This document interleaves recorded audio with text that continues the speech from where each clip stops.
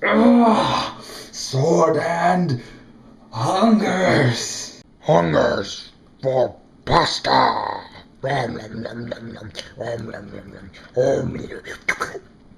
Oh, delicious. For pickles. Nom nom. For baked beans. Nom. Yes, nom nom nom.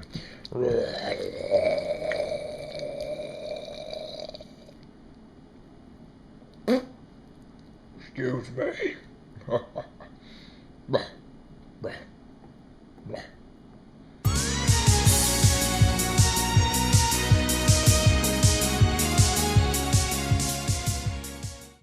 It's time.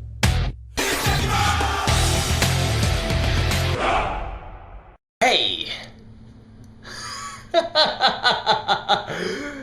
my god, I'm so drunk right now. I just got back from a trip, and I'm tired, but it's been like 2 weeks since I uploaded new Fire Emblem guides, so I got my butt moving, and I've been working on this one for a while now, but I decided to finish recording everything. So here's the character.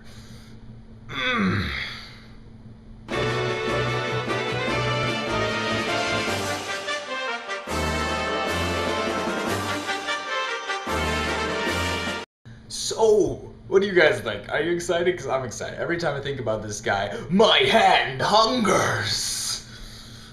I already made that joke once. It's not funny the second time, is it? It's not. Shadow Dragon! Oh, he's so great. I love Owain. He's so funny. He's not my favorite character in this game. I think that title belongs to either Inigo or Gaius. I haven't decided yet, but he's one of my favorites. He's one of my absolute favorites. He's so funny. He makes jokes about past Fire Emblem games by shouting their subtitle as a special technique, like Shadow Dragon, the Binding Blade. What else does he use? He also uses character names from past ones like Shine On Strike and Lagoo's Leap or something. Anyway, like, there's all kinds of funny references to past Fire Emblem games, ranging mostly from the Americanized ones. So if you're looking for Japanese references, you probably won't find them here, but they do mention the Binding Blade, which is one possible translation of Fire Emblem 6's subtitle. So, the important thing is he's awesome. And we're gonna, like, do stuff with that. Let's go. Alright, hey guys, so here we're looking at Owain's growth rates. As this is a kid unit, you kind of know what to expect. These are going to be rough estimates. These are going to be his growth rates averaged with the base growth rates of his mother, Lissa, so they will be a little bit more on her side. The father may influence these more, but usually by 5 to 7%. You know the drill. The numbers under the growth rates are, of course, his maximum stat modifiers. Now, again, these are just his mother's plus 1. That's how it works. You add the mothers to the fathers, and then you add 1 to each of them. It's pretty simple, but since we don't have the fathers, I just gave him the mothers ones. Now, these aren't actually in italics, because they are accurate, they're just not going to be final. That's stupid. I think I just forgot to put them in italics. Anyway, so let's take a quick look at these. HP, average, who cares? Strength and magic, though, are identical. It's interesting because they're not. His strength is higher than his magic, but when we average it with his mother's, they actually end up exactly dead even, and it's pretty funny. So you could totally make him either a strength unit or a magic unit, but as you can see from his maximum stat modifiers, he favors magic heavily with the +3 magic. We will expand upon that later on. Skill is pretty freaking average. It's fine. Speed is good, actually. It's I dare say it's better than his skill, even though his skill growth rate is higher. He has the +1 bonus to his speed maximum stat, which is kind of a big deal. Luck is fairly high and is one of his stronger points. Defense and resistance aren't spectacular, but his resistance is pretty freaking good at a base of 32.5%. This plus the maximum stat modifier +2 actually gives him some pretty decent options for tanking, and it makes maxing stats with him a lot easier. So the classes I gave him are Myrmidon, Priest, and Barbarian. Those are all ones he inherits from his mother. Very natural. Some of them are very good for him, some of them aren't. Myrmidon's great for any physical users. Warmonk is actually an excellent class for Owain in terms of growth rates, but Then I added Dark Mage. And I know that's going to seem weird, but if you've watched my other guides, you'll know that this is because while his mother doesn't pass it down, it's such a good class and that he has access to it through one of the parents, and I'm going to be recommending it later in the guide that I felt like you should probably see it right now.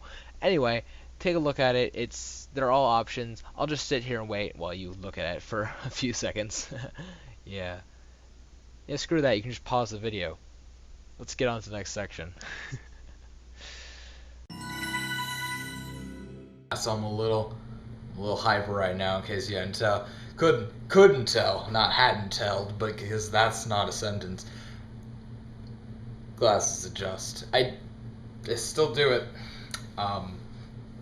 Yeah, so let's talk about his classes. I think Owain is kind of unfair, honestly. He has an insanely broken skill set. He's so good. In fact, he's almost too good.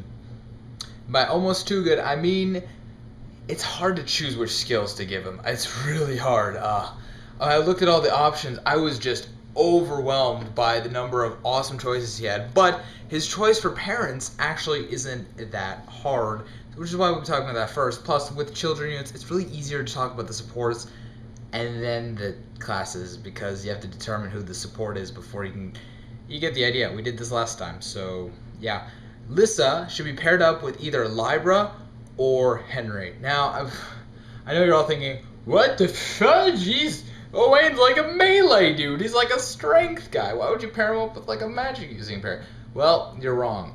Lissa, as a mother, gives him a huge bonus to magic and a little bit of resistance, but mostly magic, and a penalty to strength. Now, you can negate that penalty by making, say, Gaius or Vake, I think is it? Yeah, like a Vake or some other person as a parent, and that's fine. Do that if you want. But he's better as a mage unit. I don't know, man. Like, sometimes I get tired of telling you, oh, he's really actually better as a mage. But he is. He makes a better mage because his mom is a magic unit. So you should probably use him as a magic unit. That being said, Libra and Henry are probably the best choices considering their natural, leanings towards magic, and they have pretty good bonuses everywhere else. Plus, they give him the all-important Gale Vengeance. Now you see, Lissa can already pass down Gale Force to Owain, and that is key, but we'll talk about it in a minute. What we really want here is getting the Dark Mage class, because Dark Mage not only gives access to Dark Magic, which is kind of OP in this game, but more importantly for my builds is the skill Vengeance, and its extremely accessible awesomeness. Yes. It's great in many builds, and I haven't been using it enough, so I wanted to share with you guys one possible use for it in my builds. In fact, probably two possible uses. The point is, Libra and Henry are both excellent options. Henry might be a smidgen better, but I would probably recommend Libra because I like his growth rate bonuses slightly more. But it's your choice. Henry gives a few better classes. Libra gives a debatably better attribute stat caps. So it's your choice. I went with Henry because it worked out in my save file pretty well because Henry needed a wife and Lissa was getting desperate, so she had to trade down. Oh, yeah, I suppose I should mention Owain's supports. It doesn't matter. Children units don't matter. Can we move on now? You want more? God. Get his supports with his parents, why not? And while you're at it, get his support with a female unit. There you go. It's pretty much as simple as that. What do you want from me? Fine, I like his supports with Morgan. There, happy now? Go get that one. See if I care. Make sure to get that support though, because the three first ones are funny, but the S one is the cool, like touching one. So. What? I'm moving on now. So, Owain's classes, like I said earlier, he has kind of too many options. He has an amazing skill set between Gale Force, which is freaking amazing. Always have Lissa pass this down because there's no other way for him to get it. Since he's a male unit, he can't get it himself. So the only way he can get it is if the mother has Gale Force and passes it down. Do this. I mean, it should be pretty much common sense by now, but do it, please.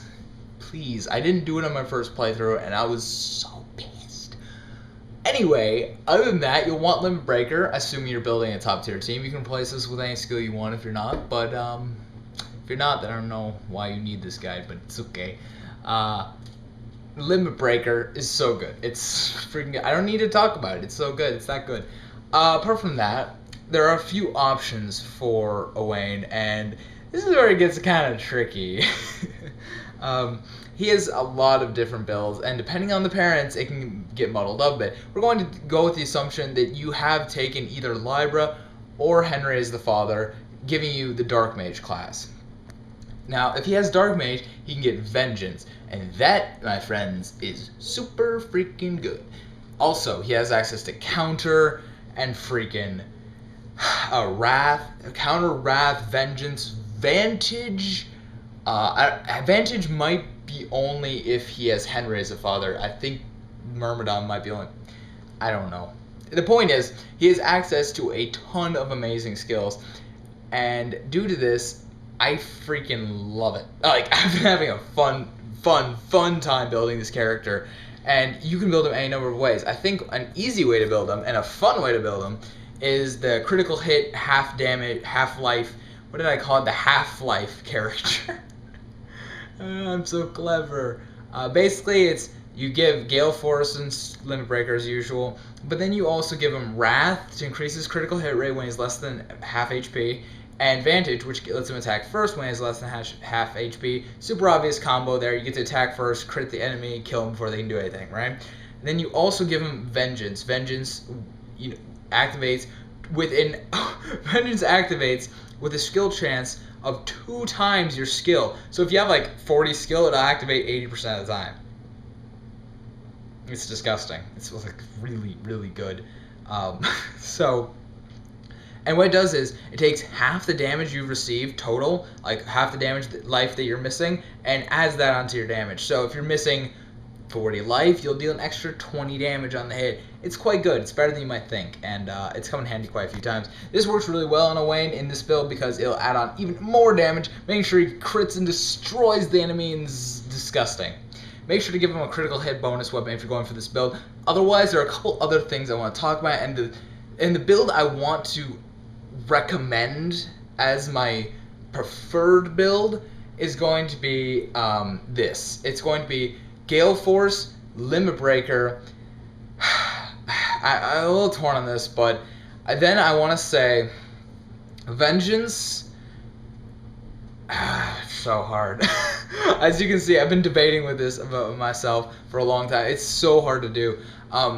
As I just said in my previous DLC review, in case you missed it, Counter, which he has access to, is somewhat useless in the end game. Now, if you want to get this for him, it's still going to be helpful for so freaking many levels. Almost everything in the entire game is super helpful for. But Apotheosis, it's garbage.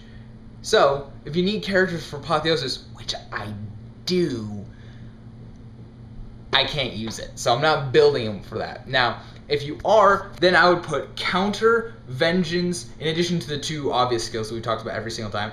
Counter, Vengeance, and Aggressor, probably.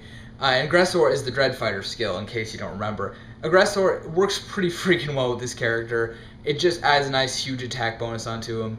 Blah, blah, blah, blah, blah. It's not really important.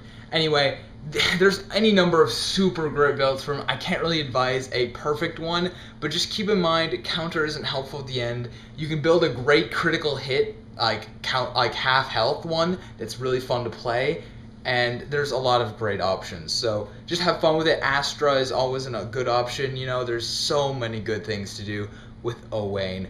I want to mention one other thing before I go, though. Something that I found personally very fun and very satisfying was turning him into a Dreadfighter at the end. Alternatively, a Swordmaster will do, but there's basically 2 routes you can go with him at the end. Okay, 3, fine. There's so many. Children characters are too complicated. As you guys may have noticed by now, this is why I don't do them as often, but it's so freaking hard to give you good recommendations because they have so many options. But let me outline a few of the basic end classes for him now. My favorite is Dreadfighter because he has excellent magic, but he still has good strength, and it gives him a wide range of offensive options. Plus, has great attack animations, good stat caps, and it has some pretty sweet skills, one of which I actually recommend for my build. So I really like this class as a final class for me. It's just really great. Another good choice is either Warmonk or Trickster. Now this might seem weird at first, but since he has such good magic and good normal offense, he makes a pretty freaking good healer. So if you're going for, like, if you need a healer character, or rather, if you need a staff user on your team, he's a good option, actually, which feels weird saying, but he really is. Also, he works as a great sorcerer, because, hey, everyone's a good sorcerer! No, that's not true. Not everyone, because not everyone has good magic, but everyone who has decent magic makes an excellent sorcerer, because sorcerers are broken. It's just long the short of it. Sorry guys, sorcerers are busted. Lastly, I feel like I should probably mention Swordmaster, because that's like his natural class, and it's kind of fun. And what I like to do, whether he's in Swordmaster or Dreadfighter, or even Trickster, probably especially in Trickster, is to have him use a Levin Sword, or Levin Blade. I think it's called Levin Sword. And this uses his magic stat instead of his strength stat. Now, you can use a mixture of the two, like, 11 swords and normal swords, but I find that using 11 sword gives him the 1 and 2 attack range, the extended attack range they need, plus giving him access to attacking from a magical standpoint, using his better stat of magic, while still using swords, which is kind of what he does. It feels weird to me to use Owain without swords. So I've just been having so much fun playing through this game with Owain, using like 11 swords and cutting people up with wind. Even though the animation's kind of dumb, I don't care. It's cool. Anyway, that about does it. Sorry for ranting, guys, but that's kind of how these guides have to be. I have to just tell you all my thoughts. I have to tell you what I think about this, and that's about it. I can't really give you any hard and fast things. Like I said, my recommended build, though, is Gale Force, of course, Team Gale Force. Gale Force, Limit Breaker, Aggressor, Counter if you want it. Counter only if you're not playing Apotheosis. Counter, I'm losing my brain now. Vengeance and whatever else. After that you can use Vantage, maybe. I wouldn't recommend it, but Astra, something like that. You get how it works, basically. He's just an overall powerhouse character. He can do a lot of fun stuff. He's a great character to play with, and his supports are always interesting. Let's get on to the wrap up, guys. So I do have a couple announcements for you guys this time. I wanted to tell you guys, first of all, I'm sorry for those of you who actually care, but I am discontinuing, until further notice, the Persona Files series. I was enjoying it. I know a couple of you were enjoying it, but things people care about on this channel are the Fire Emblem guides, the Fire Emblem content, and occasionally my Let's Plays. Now these videos just took the Persona Files took way too long to make. They took a lot of effort that I could have been putting into these Fire Emblem guides, and I didn't feel it was worth it, honestly. So I know some of you guys might be disappointed, but I might pick it up again in the future. I like Persona. I like making those videos. So someday, maybe next summer or something like that, when I have some more free time, I'll pick it up again. But for now, furthermore, Fire Emblem guides, gonna keep doing them. Trying to get a little more regular. I'm sorry that this one was so late. I had so much going on. I was on a little trip and all kinds of stuff. So, like I said, I was kind of hyper in this video, in case you hadn't noticed. So, yeah.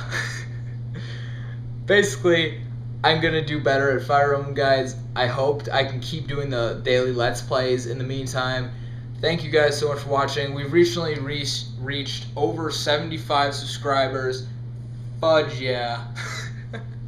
Oh my god, it seems crazy. Once you really start going, it goes faster. Like, once you hit a certain threshold, it seems to just jump up a lot. I don't know what's up with that. I'm rambling because I'm tired. Sorry guys, I have nothing else to say to you ever again. I hate you all. Good night.